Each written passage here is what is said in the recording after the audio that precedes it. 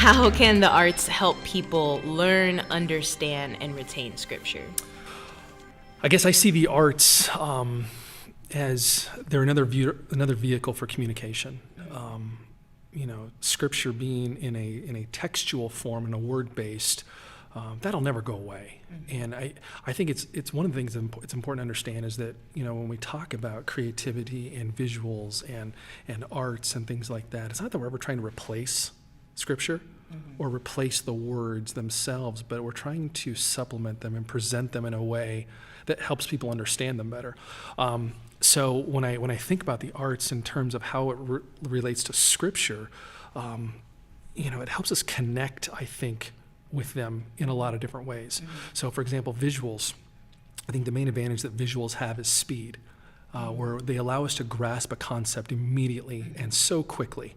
And that plays into the idea of being able to retain what's being learned.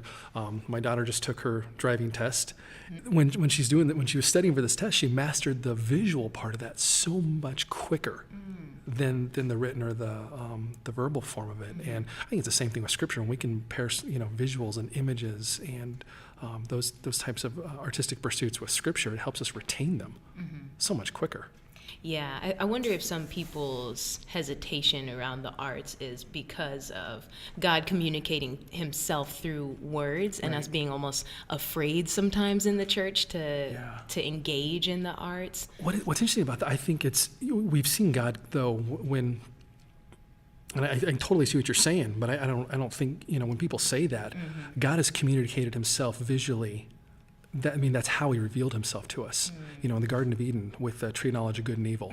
What was the purpose of that? It was to give Adam and Eve a way to tell God that I love you. Every time they walked past that tree, this visual symbol, they were saying, I love you, I trust you, I believe what you said.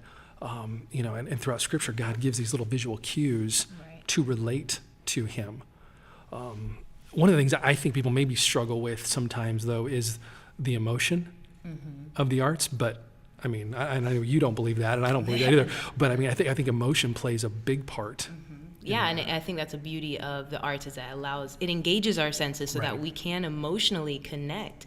Well, how can we read these stories and not feel what Naomi is feeling, when her husband and everybody dies? We need to be able to feel that, and the arts can kind of, like you said, be a vehicle, not just to communicate it, but to allow us to even almost embody a text or embody a character's experience, and as well as summarize, like the Scriptures. Like memorization, for example, the ones that I've memorized, like the bigger chunks of Scripture through repetition. Yes, I had it for a season, but it's the ones that I set to melody. It's the ones that I can sing. Those are the ones that I can recall right now. Well, why do we teach children songs about Scripture? Because it helps them memorize it so much quicker. And we see that in Deuteronomy 32, right? Yeah. God told Moses, write down this song so that you guys can pass it on generationally, that your kids will sing it in the promised land, and not just instruct them, but to confront their commitment to Yahweh once they're in the promised land. So even God there was employing the arts in a sense so that people can take in his word and retain it and memorize it and be confronted and challenged by it. And all throughout the book of Psalms, this book where we are experiencing the heart of God, who God is, and how is that being communicated? How is it being revealed? Through song, through repetition, through lyrical structure, where there's a creativity that's behind that.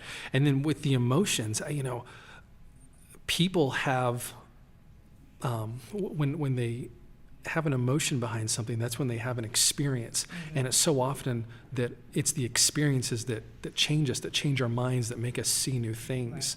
And a lot of times those are driven by a change of emotion, or an emotion that comes over us that's precipitated then by some sort of a artistic pursuit. Yeah, so it seems like this kind of conversation around the arts and creativity needs to be framed in the Imago Dei, in the image, us being image bearers of our creative God.